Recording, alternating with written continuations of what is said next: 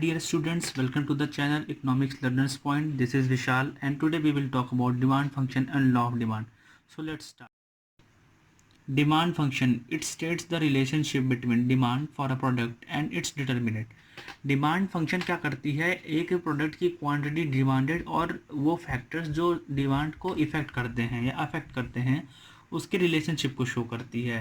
यहाँ देखते हैं डी एन एफ मतलब फंक्शनल रिलेशनशिप, पी एन है price, P N and P one and N minus one है अदर कमोडिटीज़ का प्राइस लाइक सब्सटीट्यूट गुड्स और jointly usable goods etcetera. Income Y है income, T हमारी technological changes को दिखाती है, ई हमारी दिखाती है कंज्यूमर एक्सपेक्टेशंस को, टी हमारी टेस्ट ऑफ कंज्यूमर्स को भी दिखाती है और टेक्नोलॉजिकल चेंजेस को भी दिखाती है, एच दिखाती है size of the population, Y bar show करता है distribution of the income and G show करता है government policy. Law of demand. What is law of demand? The law of demand states the other things remaining equal, the quantity demanded of a commodity increases when its price falls and decreases when its price rises. मतलब law of demand यह कहती है कि other factors हमारे equal रहते हैं या constant रहते हैं और हमारी क्वांटिटी डिमांडेड तब बढ़ती है जब हमारे प्राइसेस फॉल होते हैं और तब क्वांटिटी डिमांडेड कम होती है जब हमारे प्राइसेस इंक्रीज़ करते हैं. यही हमारा लॉ ऑफ डिमांड कहता है. अब हम आते हैं इसके अजम्पशंस पे. देखिए मैं क्या है कि हमारा law of demand ceteris paribus पे काम करता है, मतलब कि other things remaining the same या अदर थिंग्स रिमेनिंग अनचेंज्ड. कुछ अजम्पशंस हैं, आइए फटाफट देख लेते हैं. No change in income of the consumer, consumer की चेंजेस में कंज्यूमर की इनकम में कोई चेंज नहीं आना चाहिए. No change in the taste and preferences of the consumer, consumer की टेस्ट एंड प्रेफरेंसेस में कोई चेंज नहीं आना चाहिए. लाइक अगर आज उसे कुछ और प्रोडक्ट पसंद है, अगर कल कोई और प्रोडक्ट पसंद आ जाता है तो ऐसा नहीं होना चाहिए. हमारे कंज्यूमर की टेस्ट एंड प्रेफरेंसेस में कोई डिफरेंस नहीं आना चाहिए. No change in price of substitute and complementary goods, कभी भी सब्सटीट्यूट गुड्स और कॉम्प्लीमेंट्री गुड्स के प्राइजेस में अगर चेंज आता है तो लॉ ऑफ डिमांड अप्लाई नहीं करेगा.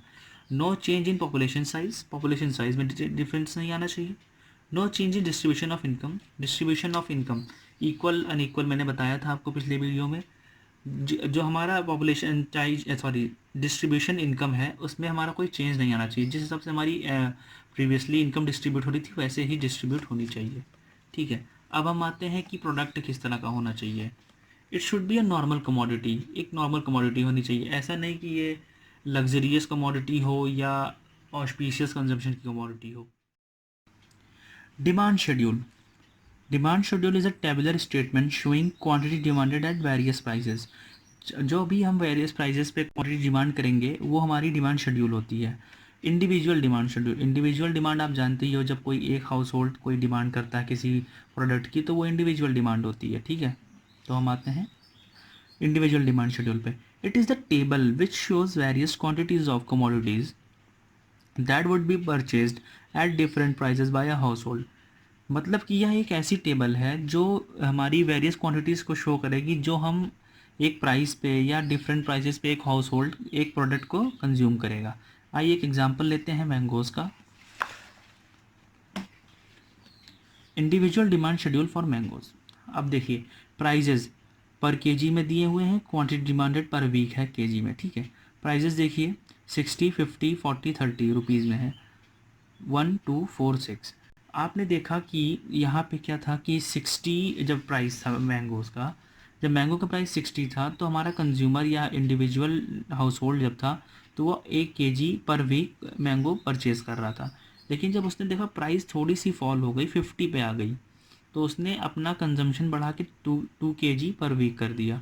और जब थोड़ी और प्राइस फॉल हुई, 40 रुपीज़ पर केजी आ गई, तो उसने अपना क्वांटिटी डिमांडेड और थोड़ी सी फॉल करके थोड़ी इंक्रीज़ करके 4 केजी पर वीक पे आ गया वो.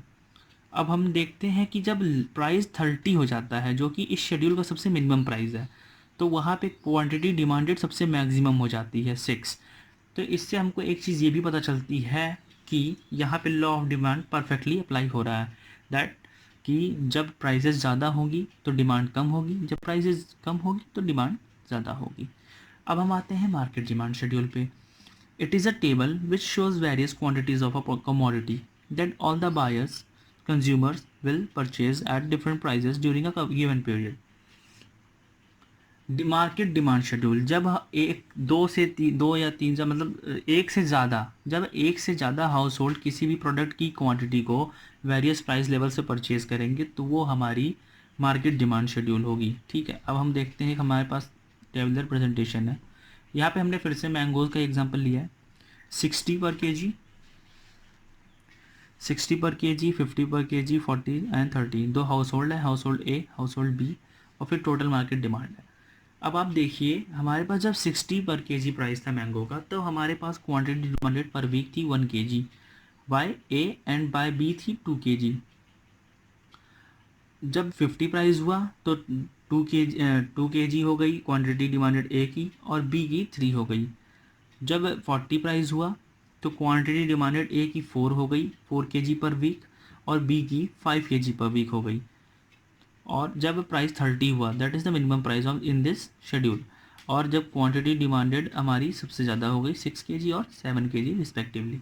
अब हम देखते हैं कि हमारी मार्केट डिमांड कैसे हमने डिराइव की। जब हम दोनों की क्वांटिटी डिमांडेड को ऐड करेंगे तो हमारे पास मार्केट डिमांड आ जाएगी 3, 4, 5, 9, 13। Student please note this table, this will help us in making diagrams in the next part. Demand curve and it's derivation. अब हम देखेंगे कि हमें डिमांड कर्व कैसे डेरिवेट करना है। What is demand curve? Demand curve is a graphical presentation of the law of demand. Demand curve जो होता है वो बस ज़्यादा कुछ अलग नहीं है उसमें, वो बस क्या है कि वो लॉ ऑफ डिमांड का एक ग्राफिकल प्रेजेंटेशन है। Individual demand curve, it shows quantity demanded of a commodity by a household at different prices during a given period of time।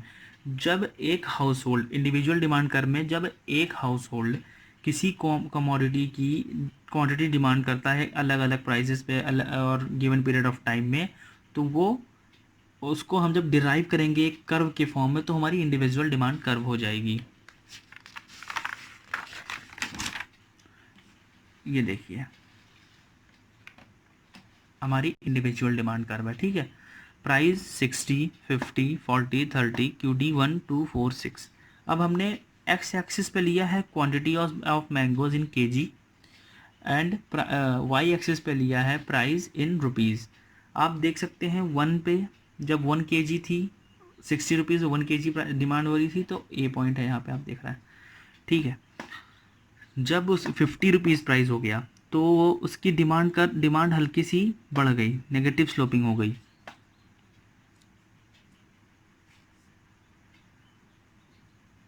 उसकी डिमांड बढ़ के 2 केजी हो गई। अब यहाँ पे प्राइस तो हमारा फॉल हो रहा है लेकिन हमारी डिमांड, क्वांटिटी डिमांडेड बढ़ रही है। ठीक है, रिस्पेक्टिवली जब 4 केजी की डिमांड हो गई, प्राइस हमारे पास 40 था, 44 केजी, 36 केजी, 30 की प्राइस पे 6 केजी डिमांड, तो उसी का हमने एक ग्राफिकल प्रेजेंटेशन दिया है। This is not something difficult. ठीक है, अब हम आते हैं मार्केट डिमांड पे, मार्केट डिमांड कर्व पे। मार्केट डिमांड कर्व भी ऐसा ही होगा, बस थोड़ा सा डिफरेंस है। It is a curve that represents different quantities of goods which all the consumers in the market are willing to buy at different prices during a specified period. जब एक स्पेसिफाइड टाइम में हम जब सारे house holds किसी product की demand करेंगे, किसी एक प्रोडक्ट की डिमांड करेंगे, तो उसे हम मार्केट डिमांड कर्व कहेंगे। मैंने यहाँ पे सिंप्लिसिटी के लिए पहले से ही हाउस होल्ड ए और हाउस होल्ड बी की क्वांटिटीज़ को ऐड कर लिया है ताकि हमारा वीडियो जल्दी से बन जाए।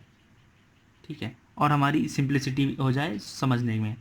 ठीक है, तो अब आप ये देखिए मैंने क्या किया कि क्वांटिटी डिमांडेड मेरी 3593, प्राइस 60, 40, सॉरी 60, 50, 40, 30, प्राइस कम होती जा रही है, क्यूडी बढ़ती जा रही है। हम उसे शो कर देंगे ACBE। देखिए ए पॉइंट पे हमारे पास प्राइस था 60 का, क्वांटिटी डिमांडेड थी 3 केजी की। सी पॉइंट पे हमारे पास प्राइस था 50 का और क्वांटिटी डिमांडेड थी 5 kg की। बी पॉइंट पे हमारे पास, sorry for the problem, B point पे हमारे पास 9 kg की डिमांड थी 40 प्राइस पे। तो अब वैसे ही हमारे पास 30 प्राइस पे 13 kg हो जाएगी। तो आपने देखा कि कैसे प्राइस इसमें वर्क कर रहा है, प्राइस कम होती जा रही है और डिमांड हमारी बढ़ती जा रही है। ये हमारा जो डिमांड कर्व होता है वो हमेशा हमेशा नेगेटिवली स्लोपिंग होता है, वो डाउनवर्ड और नेगेटिवली स्लोप होगा। स्टूडेंट्स आज के लिए बस इतना ही। कोई भी प्रॉब्लम हो तो कमेंट सेक्शन ओपन है, और नेक्स्ट वीडियो में हम कवर करेंगे reason behind the downward sloping, और कुछ अभी इंपॉर्टेंट एस्पेक्ट्स बचे हुए हैं इस चैप्टर के। Until then, this is Vishal signing of.